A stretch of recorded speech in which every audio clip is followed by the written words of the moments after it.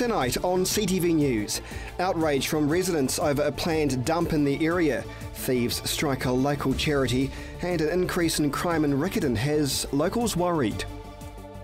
Broadcasting across Canterbury from the CTV studio, this is First at 5.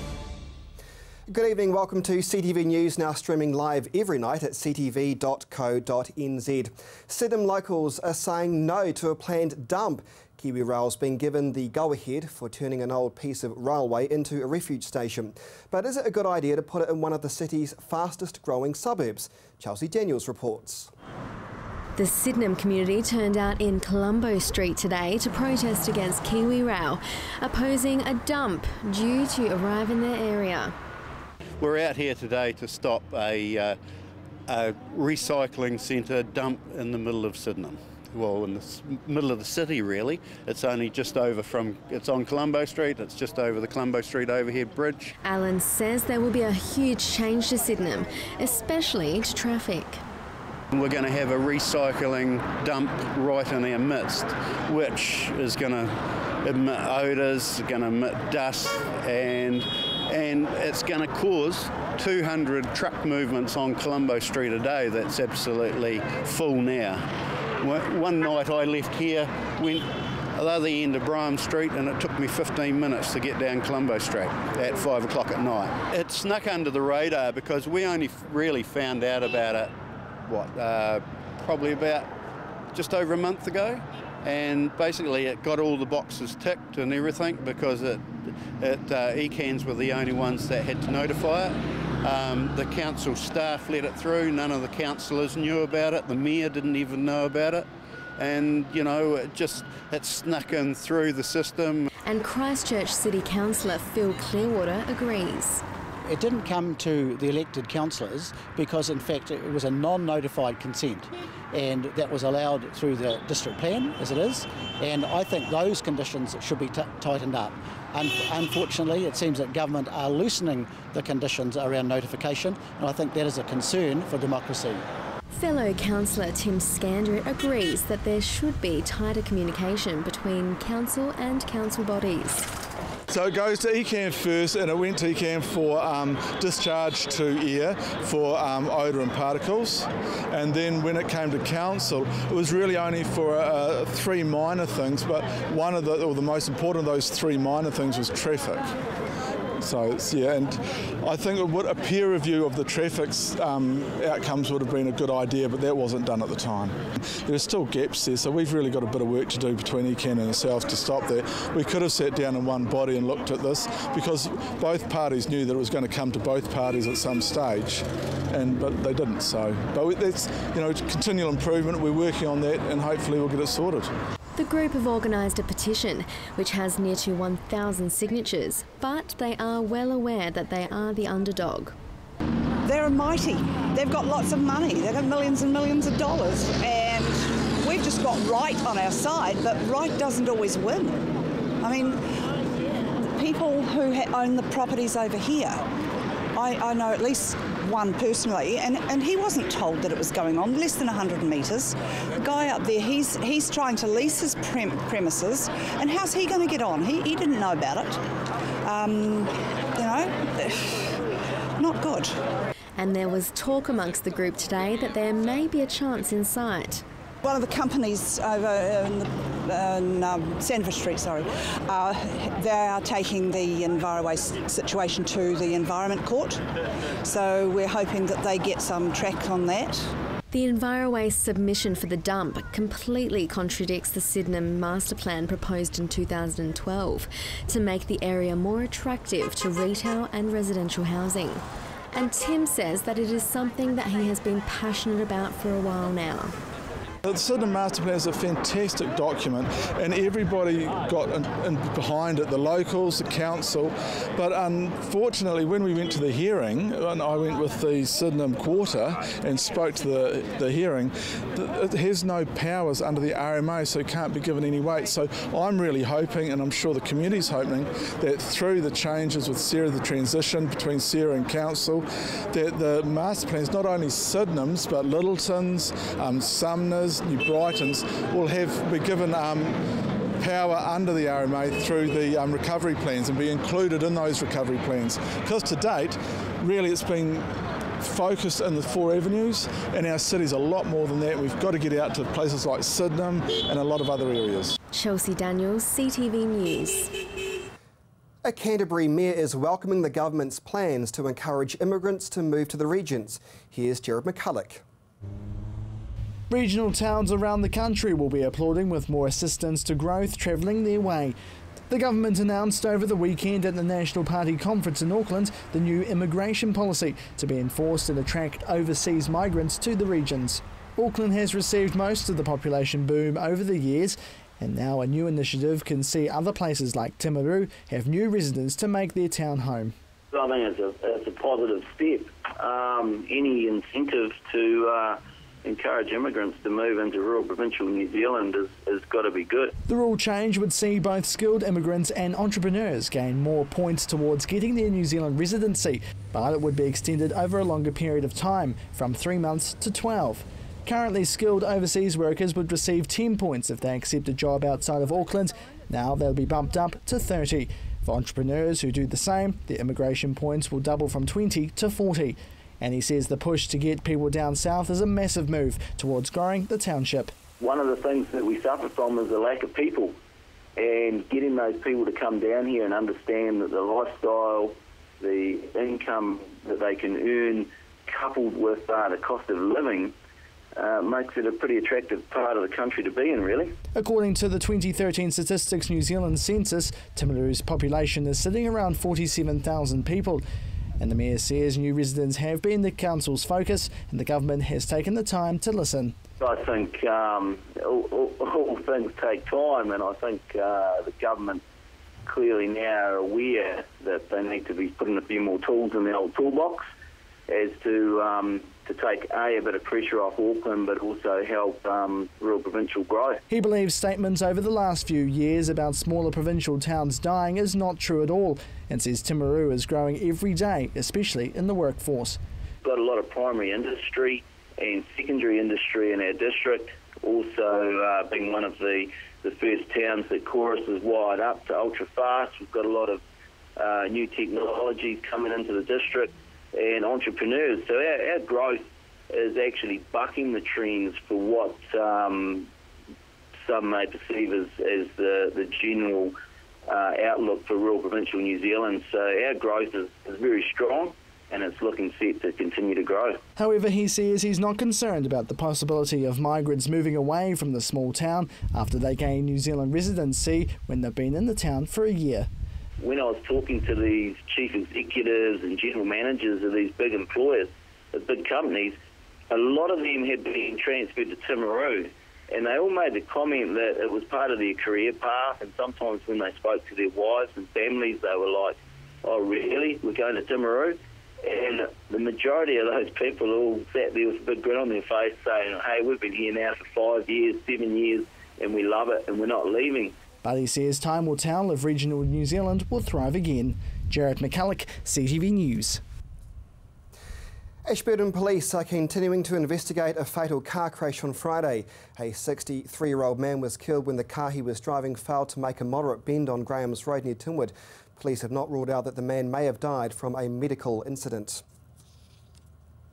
Well, still to come here on CTV News, a cyclist tries to hunt down a Good Samaritan, and thieves still at large after stealing from Ronald McDonald House.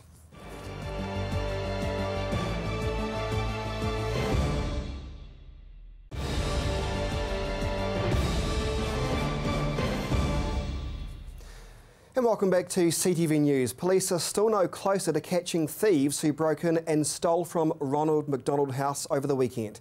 Here's Chelsea Daniels.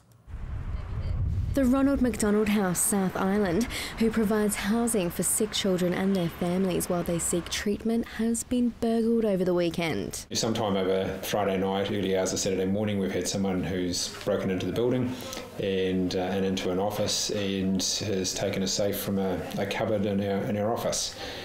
So, a little bit disconcerting to think that someone's been through the house at night time when we've got families here and our overnight team that are here as well.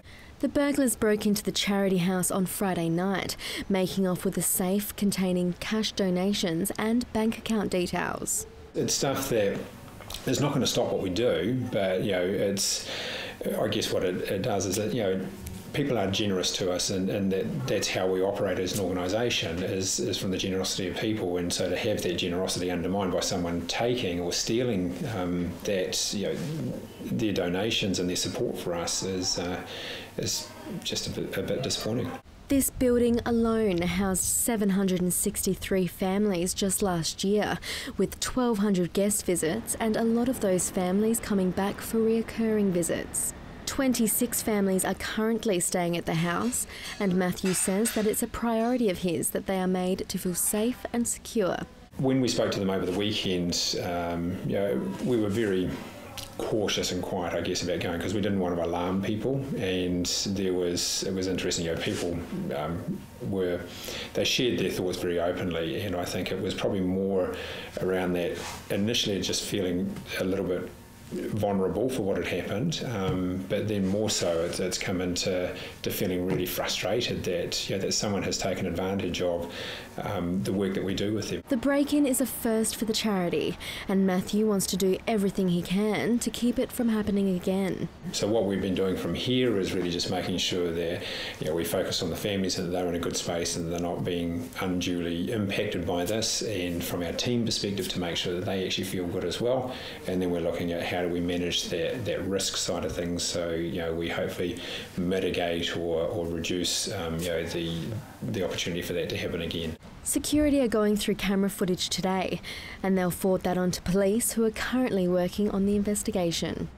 You do wonder about the type of person that would steal from a charity, and and you think, well, what would motivate someone to think that that's an okay thing to do? I just don't get that. Chelsea Daniels, CTV News. It's a merger expected to provide better firefighting resources to Central and South Canterbury, and with just enough time to prepare for fire season.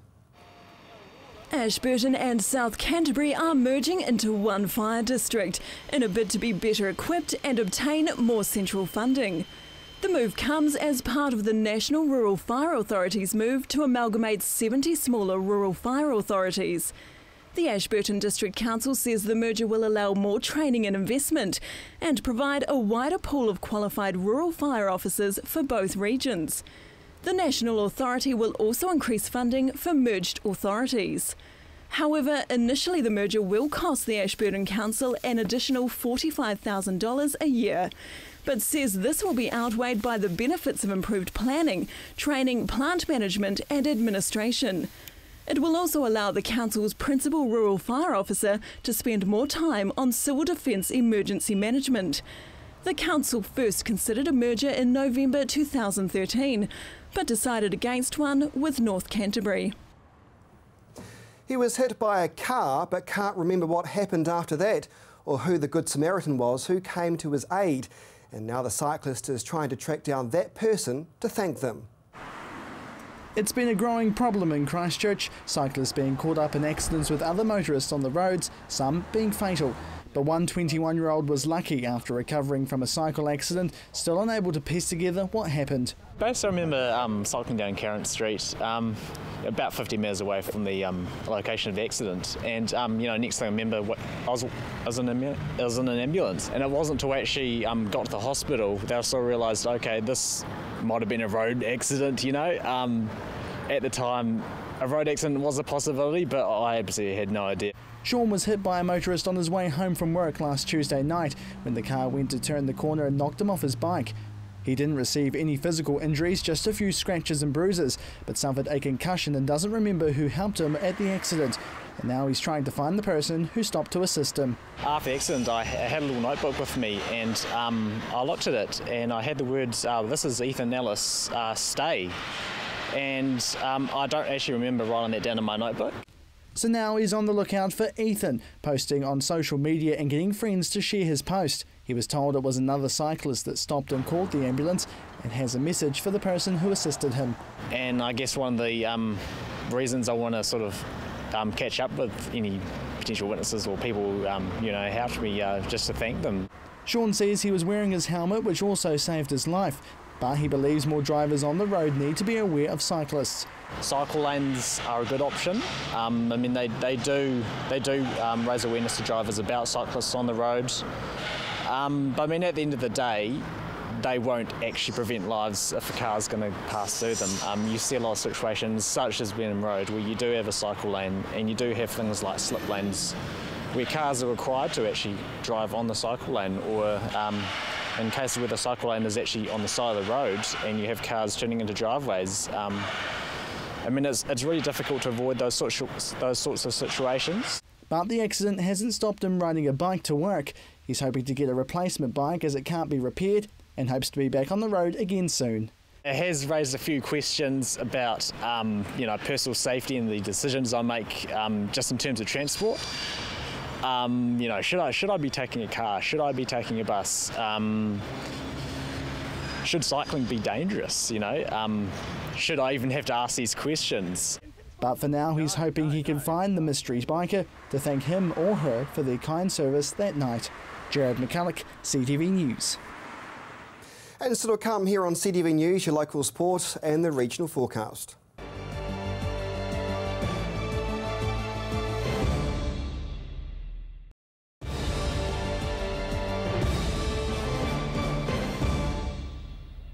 Welcome back to CTV News. So the government plans to get rid of Sarah and replace it with Regenerate Christchurch. But is this just Sarah dressed up in drag?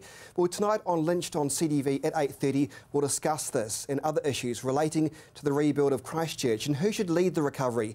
Should it be a locally led recovery, or should the government continue to have a great say over our city? That's Lynched tonight, 8:30, right here on CTV. Well, a spate of car break-ins in Riccarton has the police concerned, and it's the tradies' vehicles being targeted the most. Police are investigating an increasing amount of car thefts in Riccarton in the last few weeks. Nearly 3/4 of the break-ins have occurred outside residential properties, and some have happened in driveways. Police say this suggests the thefts are opportunistic, but it's generally utes and work vehicles targeted, with tools being stolen. Police are recommending cars have alarms installed, as often their cost is less than insurance excess. And as always, people are advised to lock vehicles and remove valuables out of sight into a secure area when leaving a car unattended. Tradespeople are advised to mark and record serial numbers of their gear. Photos of gear and their serial numbers can be saved under the police's Snap Personal Online Asset Register. Neighbours in Riccarton are also being asked to be vigilant. If stolen property is seen for sale on Facebook, Trade Me or in second-hand shops, people are being asked to contact police. And now Gordon is here with a roundup of the weekend sport action.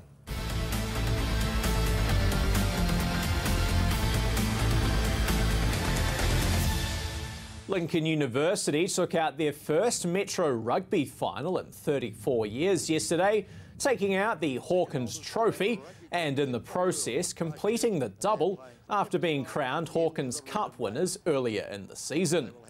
Going up against Christchurch, Lincoln seized the early initiative, grabbing a string of penalty conversions and denying Christchurch any quality possession. Leading 12-zip at half-time, Lincoln showed the resilience which has seen them go unbeaten this year as they fended off a string of attacks on their line just after the break, continually denying their opposition. The match did finally open up towards the end, with both teams running in 3 tries apiece. The sin-binning of Dominic Bird with 10 minutes to play saw Christchurch grab 2 quick tries to give themselves a chance, but it was too little, too late, as Lincoln held on to take the win 24 points to 19. If you want to see the competition final, coverage of the match can be seen right here on CTV tomorrow evening at 7:30. Well, to netball now, and the Mainland Tactics will have the experienced head of Anna Thompson back for another year, with the 29-year-old signing on with the franchise for the 2016 Trans-Tasman Netball competition. Thompson has been with the Tactics from their first season as a franchise and has captained the side for the last 3 years. The born and bred Cantab brought up her 100th game for the Tactics last season and now looks set to continue her legacy in red and black. And finally tonight, one grand finalist has been found in the Christchurch Rugby League competition, with Linwood winning direct entry after a victory over the Papanui Tigers on Saturday. The semi-final between the top two sides in the competition was a one-sided affair, with the Kias running away with it 56 points to 4. Kia's player coach Andrew Owi-Matangi got amongst the tries here, with this first half effort one of many for the Kias as they piled on the points while their dominant forward pack continually denied Papanui. The win seals Linwood's spot in the August 9th final, while Papanui will now meet the Riccarton Knights next weekend to find the second finalist. Riccarton advanced to the preliminary final after defeating the Hornby Panthers 30 points to 26 in the 3rd v 4th semi-final. You're up to date with the latest in local sport. I'm Gordon Finlater for CTV Sport.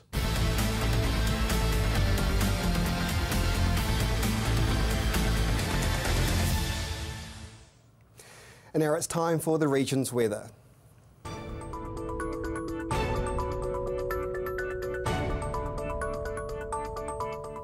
Kia ora Canterbury. Well, it was a beautiful weekend. Sunday actually got to 21 degrees in Kaikoura. Absolutely lovely. A little bit cooler today though. Let's check out today's highs. 15 degrees for Temuka and Geraldine and Waimate there. Looking to central Canterbury, 14 degrees for Christchurch and Ashburton, 15 for Leeson and Methven, and 16 degrees there for Darfield.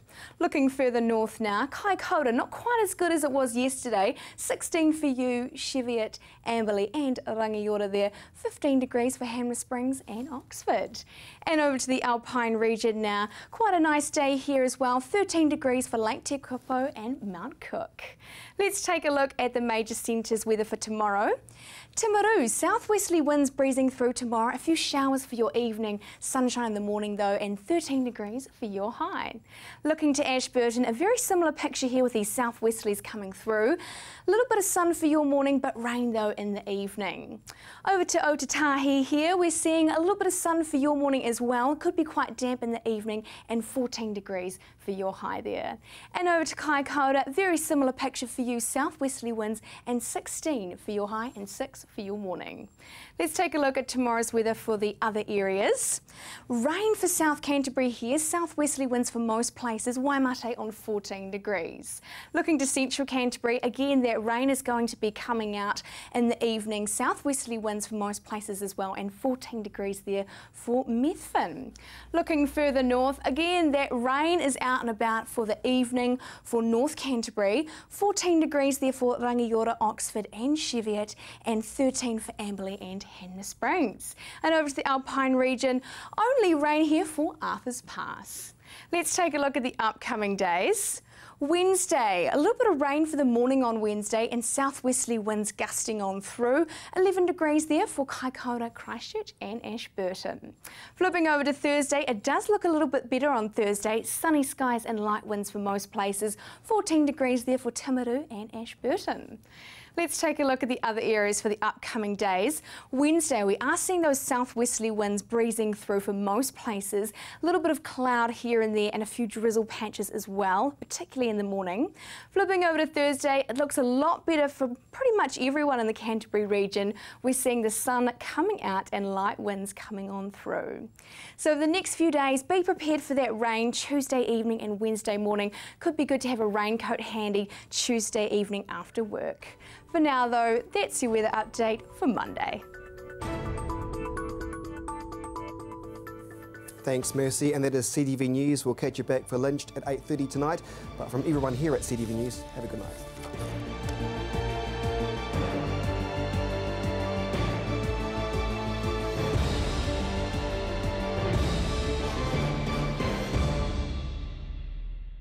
Supporting local content so you can see more of New Zealand on air.